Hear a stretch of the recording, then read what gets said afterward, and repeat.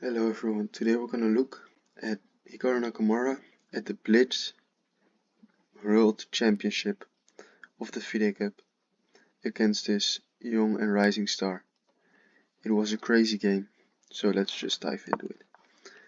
And his opponent opened with b4. Crazy move, but because it's Blitz, he gets away with it for now. And Hikaru just plays the King's Indian setup, solid, just knows what he's gonna move. And after the bishop develops, pawn goes to e5, blocking off the bishop. Also blocks his own bishop, as his bishops does see the center, and he's okay. If black takes, they can win a pawn, but then they would maybe trade queens. He gets the open file, but so he plays a4, trying to open up his rook, put pressure, and now he pushes the pawn forward because he didn't like the tension, the constant threat of winning a pawn. The knight moves back, and now rook e1, just defending the pawn in the center, because this is a very strong pawn and you don't want to give it away. But he does. No, he doesn't. Of course he doesn't. Because the knight is also protecting the square. He was over defending with the rook, because he knew that Robert was gonna attack it another time with the knight. So he's just trying to use his flank pawn idea to create holes on this side, maybe. Also, he threatens to attack, especially when white castles. That's why he puts the pawn so far. And Robert says, no, we're not gonna keep this tension over here because I don't want to open up your rook. I'm grabbing space. The knight can't develop anymore. And Hikaru says, c6, if you take, I'll develop my knight. Otherwise, I'll just put pressure on your pawn. The pawn is defended. And now Hikaru places. I thought it was a nice move. The computer doesn't really like it. But you're just freezing up the queen side, making play. So you get time to get your pieces out, put pressure. I thought it was an okay move, but good move. The knight goes, the queen defends the pawn with an x-ray. Now the knight develops, and Robert queenside castles because he thinks this side of the board is closed. So he won't attack me over there, and I'll have pretty quick.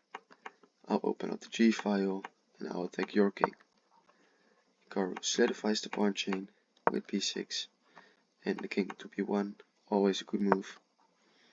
And now the knight drops back because he wants to reroute the knight because he wasn't really doing anything on this square. That's why he played b3, so the knight could move. And now he takes, and offers a queen trade, and Hikaru declines, putting the queen on a nice square. But Robert really insists on a queen trade, and then Hikaru says, if you really want a queen trade that bad, you can do it on my terms. He does, but now the bishop is developed, and rook is moved up, so he can double the rooks much easier. So that was well played of Hikaru. The knight jumps to the center, knight takes, and the rook puts pressure. The bishops were standing off, so he takes, king takes. The king is also ready to move to the center, and a reroute of the knight, trying to attack the rook and push the pawn forward. But this loses the pawn in the center. And now he thinks, you can take my knight because I'll win the rook, but you can, because if you go back, if you would have taken my rook, I would have taken the bishop, and Hikaru would have had 2 pieces for the rook. So this is the position, and this you should understand why you played this move, because you don't want to trade and give the opponent the open file, but you want to keep the open file for yourself. And after takes, now it is black who has the open file. All these threats of going here. Now he slides over, attacking the pawn. He grabs the file, giving away the pawn with check. Hikaru takes. The king moves forward.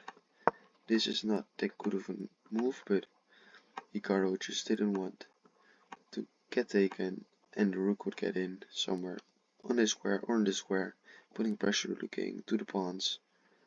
That's why he develops the knight this way, and reroute it like this, like this.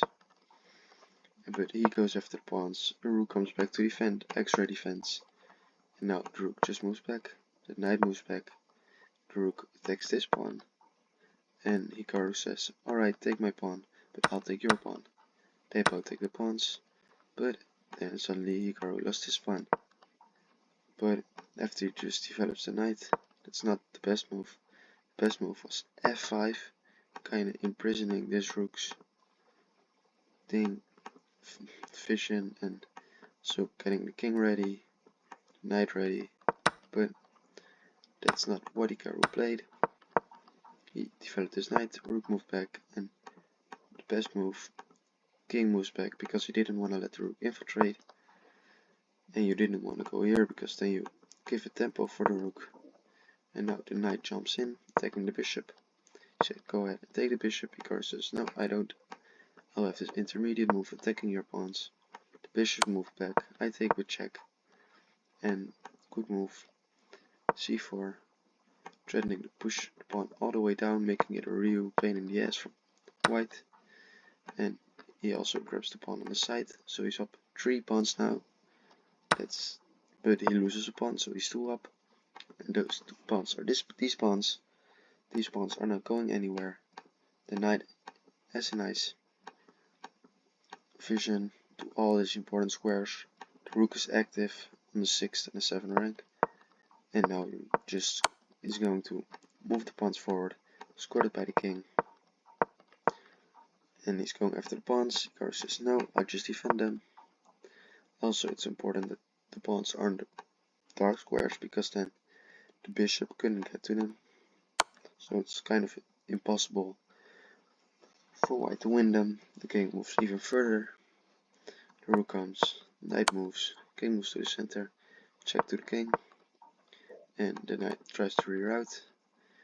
The rook says, no, you can't take, because then this pawn would sneak through. So the king moves back, knight attacking the rook. The king defends the knight. The bishop goes to a more active square, and the pawn is ready to go all the way down the board. But it doesn't take long, and as we see, the pawn will go. He loses another pawn with check, and this you can't anymore, because you can try to find what happens if he takes. He gets forked, and it's over, because this is just impossible to lose. It's even impossible to draw. So after this move, he resigned. Hikaru won his first game. I will keep covering Hikaru games if you like them. So thank you all for watching this video. If you want to see the accuracy 87.3, that's alright, because it's a blitz game, so it's much harder to get high accuracy. So thank you all for watching. Check out my other videos.